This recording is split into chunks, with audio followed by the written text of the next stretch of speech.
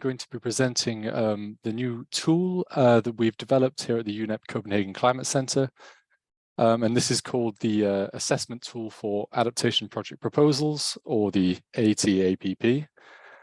And in this presentation, I'm going to first introduce the ICAT Assessment Tool for Adaptation Project Proposals.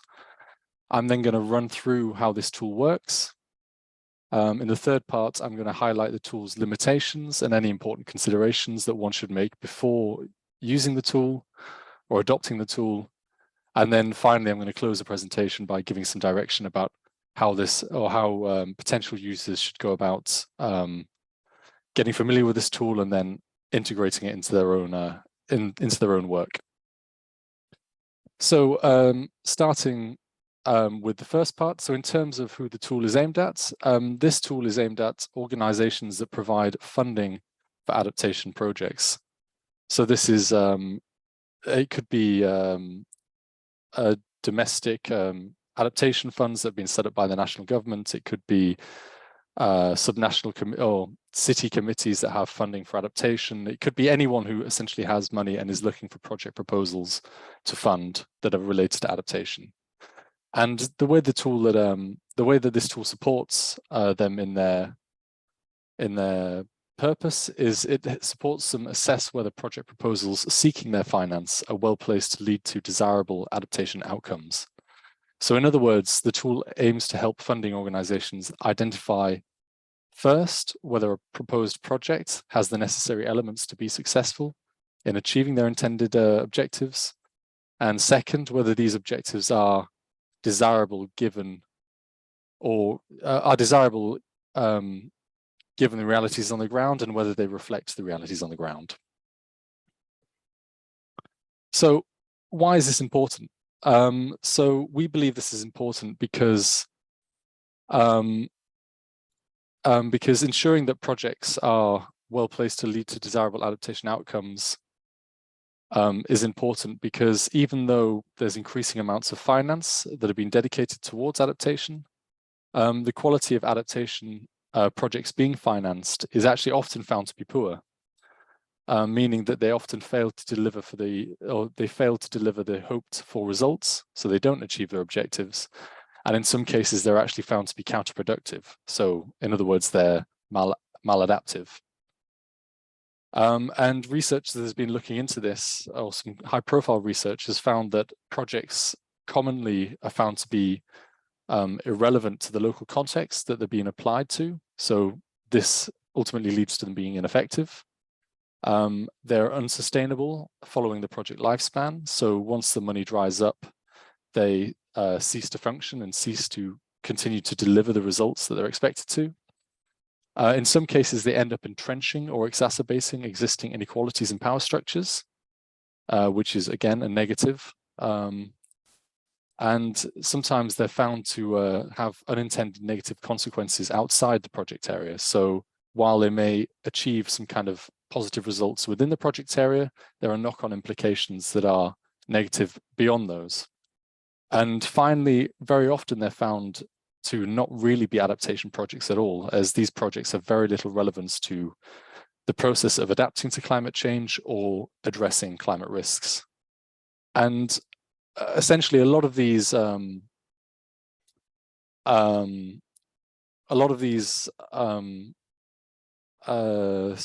things are found to be caused by poor planning processes. So this tool is basically, if you assess the quality of a project beforehand, you should have a greater chance of avoiding projects that turn out to have one or more of these characteristics. So in terms of how this tool is intended to fit into an organization's existing processes, so the tool is intended to be applied during the assessment of project proposals, and the outcome or the outputs of this tool's assessment should then contribute to the eventual funding decision. So as you can see on this slide, we have a very generic process which most, if not all, project funding organizations would go through. And essentially, it starts off with proposals being developed in response to a call for proposals. Proposal developers would then submit these proposals to the fund or program in question. It would be received by the fund and assessed by individuals or committees. And then this tool would then be applied by those assessing individuals or committees and would help contribute towards whether the proposal is approved for funding, whether it's rejected, or whether it's returned to the project developers with some requests for improvements, which then may lead to it being funded at a later date. So moving on to how the tool actually works. So the basis for this tool is a conceptual framework published in the most recent IPCC assessment report. So there's a framework in the Working Group 2 assessment report that stipulates that in order for adaptation to be successful in leading to societally desirable adaptation outcomes, it needs to be either feasible, it needs to be all of the following. Feasible, so it needs to be both technically, so the project, measure, or policy, etc. needs to be technically feasible and socially desirable. It needs to have the potential to be effective in reducing climate risks and impacts. So in other words, it needs to have the potential to work and actually reduce the impacts and climate risks that it's intending to. And it also needs to have outcomes that are just. So it can't just be effective in reducing climate risks. It also needs to do so in a way that is fair and distributes the benefits and trade-offs amongst different stakeholders fairly. So using this framework proposed by the IPCC, potential effectiveness, feasibility, and anticipated justice implications represent the three key attributes of potential adaptation success that we are trying to assess using this tool.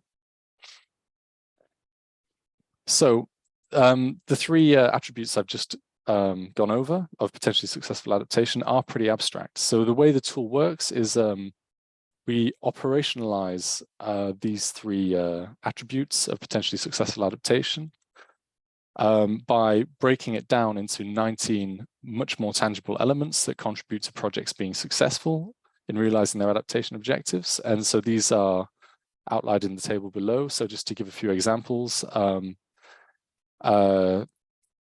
elements such as having a clear project justification, having a clear adaptation rationale, a proposal having a clear and comprehensive logical framework or theory of change.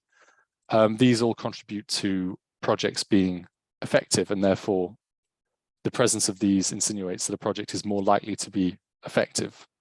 Likewise, the clear and realistic articulation of benefits and trade-offs of the project are likely to make it more, or likely to mean that the project is more desirable, and maybe giving some examples of anticipated justice implications, the presence of stakeholder engagement in the development of the project, or gender considerations mean that the project is more likely to result in outcomes that are fairly distributed amongst different stakeholder groups and across genders. These elements are derived from, these 19 elements that are assessed by the tool are all derived from widely acknowledged principles and best practices in adaptation project planning. So by assessing these elements, one can discern whether a project adheres to the principles and best practices, or adheres to good principles and best practices, and therefore you can sort of get an impression of whether or not this is a well-planned adaptation project, and therefore whether or not it is likely to be successful. So to assess the extent to which a project possesses these 19 elements, the tool poses questions aimed at interrogating whether or not a project proposal possesses each element individually.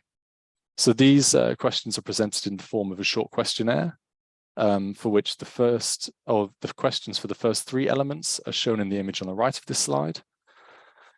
And for each element, there are 2 to 7 questions posed to which the user can answer either yes, yes to some extent, or no.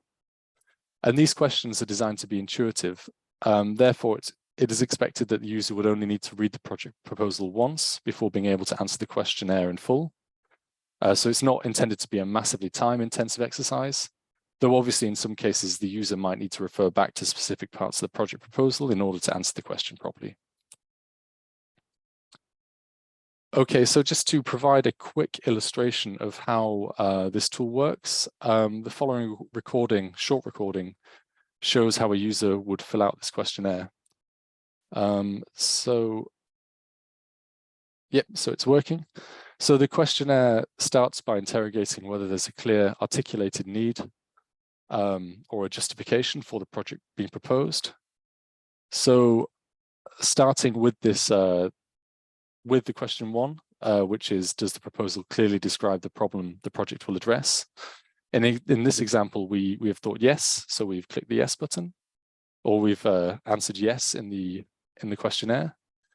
And then likewise, we also think that the questionnaire describes how the project addresses the causes of this problem. So I've clicked yes for question 1B. Oh, apologies, I can see the video has restarted. And so moving on from this, similarly, we also think that the proposal has well-defined objectives and clearly describes how the activities to be implemented under this project will contribute to achieving the project's objectives. So for questions 1.2 and 1.2b, we've also clicked yes. Moving on to the second element, which interrogates whether a project has a clear, comprehensive rationale. Question 2.1 asks whether the proposal describes the current climate risks to be addressed by the project and whether or not the proposal clearly describes how the planned activities will,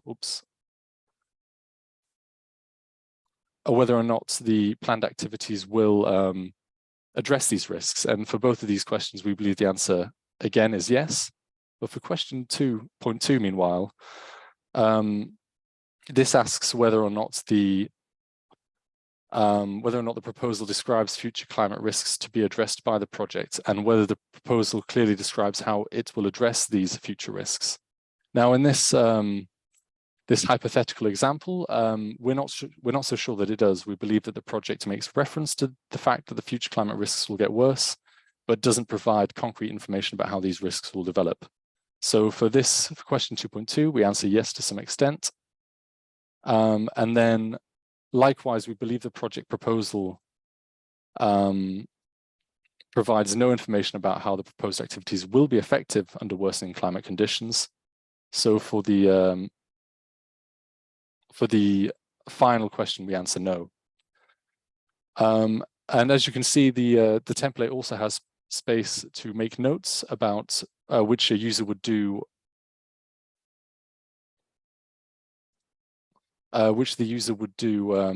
when the answer is anything other than yes. And this is just a place for the user to make a record of why they have answered this, and this feature will become useful when they're providing feedback to the project developers, as they'll have a record of the various gaps or concerns they have about their project proposal.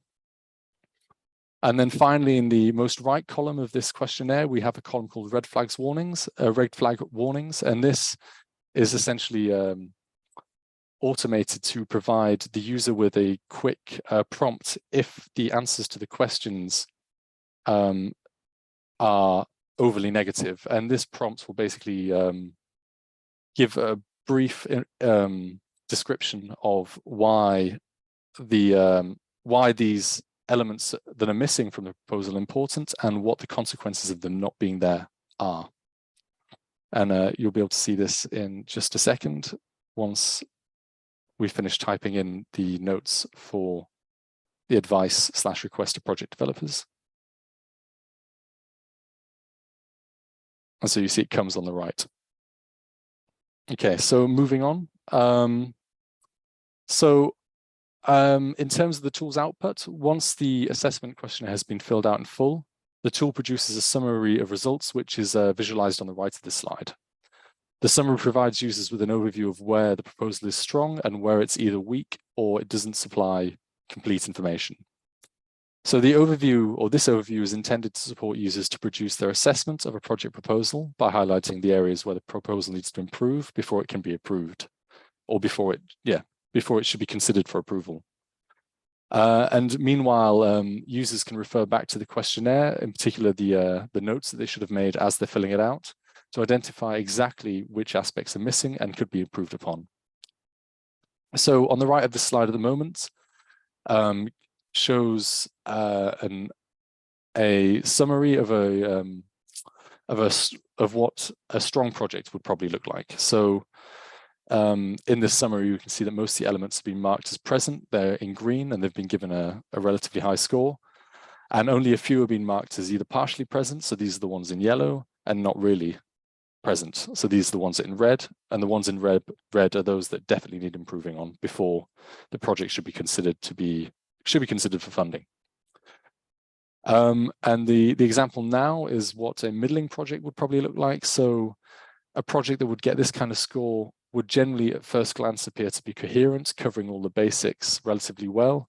However, once you start interrogating it more closely, it will be found to fail to provide complete information related to key elements of a successful project. So we can see here there's actually quite a lot of red in the summary, and that's because the proposal really didn't have all the information that you should need as a project assessor in order for you to be confident that they have properly planned this project in adherence to good practice and adaptation principles. And finally, this is what a weak project would look like. And this is what would happen if a project proposal was generally incoherent and fails to provide basic things like sufficient or realistic information about how it will achieve its objectives. Okay, we've already gone over this, but I'll just quickly go over it again. So as I said, the overview is the main output of the tool, but then users would be encouraged to use the other useful features of the tool. This is the space to make notes, which should then be very useful input in formulating feedback back to the proposal developers. And likewise, the automated warnings should just prompt or guide users of the tool as to why the elements that are being interrogated by this questionnaire are important for project proposals. So I'm now coming towards the end of my presentation, but I also think it would be important to highlight some important limitations to the tool, as well as considerations potential users should make before deciding to apply it. So first and foremost, I think it's important to highlight that this tool cannot indicate whether projects will actually be successful. So what this tool does is it assesses whether projects possess characteristics associated with being successful. So by doing this, you're assessing whether they're well planned and therefore well placed or more likely to be successful in their aims. But it can't indicate whether they will actually be successful because there's many other factors that will determine whether or not this will be the case. And the largest or the most obvious one is the quality of implementation. In other words, is the plan followed properly? And you simply can't know this from looking at the plan in of itself. Secondly, this tool is not a substitute for having relevant technical expertise. So even within the individuals or committees assessing assessing project proposals using this tool would still need to have relevant expertise to be able to identify when projects are, for example, technically feasible, or when whether technologies are actually acquirable. And basically, because this tool is quite broad, it's hard to build this into the tool in a way that would be bulletproof. So essentially, this tool will help assessors, but it isn't a replacement for expertise. Assessors will still have to have a certain level of expertise to be able to apply this tool properly. And finally, a consideration as opposed to a limitation, but this tool is generic. It's been developed to be applicable to all kinds of adaptation projects, regardless of size, sector, focus, or type. And so as a result, in its default state, basically in the form that you can download it from the ICAT website, it's not tailored to the needs of an organization applying it. This, however, can be overcome quite easily through making adjustments to the tool, which most obviously would be by changing or adding questions to the questionnaire in order to fit with the specific mandate that the organization applying it has. Okay, and then finally, just some notes on how to start using the tool if you're interested. So first and foremost, the first step is to download the available resources. So on the ICAT website now, we have the Excel tool, which is what you've been seeing the images and videos from. And we also have a guidance document, which will, in quite some detail, talk you through the tool, how to use it, explain the underlying premise, and provide any other types of guidance that you need in order to start applying the tool. So we suggest you download these, start testing them, trying to apply them to your quality assurance processes. And then once you feel comfortable with this, you can look into how to make adjustments to the questions posed by the tool to suit your specific needs. And finally, just a note that this tool is a prototype. It has only been developed this year. So as a result, I would urge organizations interested in using this tool to feel free to contact either the ICAT Secretariat or us at UNEP Copenhagen Climate Center, and we can start to explore how we can support you to start using this tool and even tailoring it to your specific needs. So I'll finish my presentation there. Thank you very much.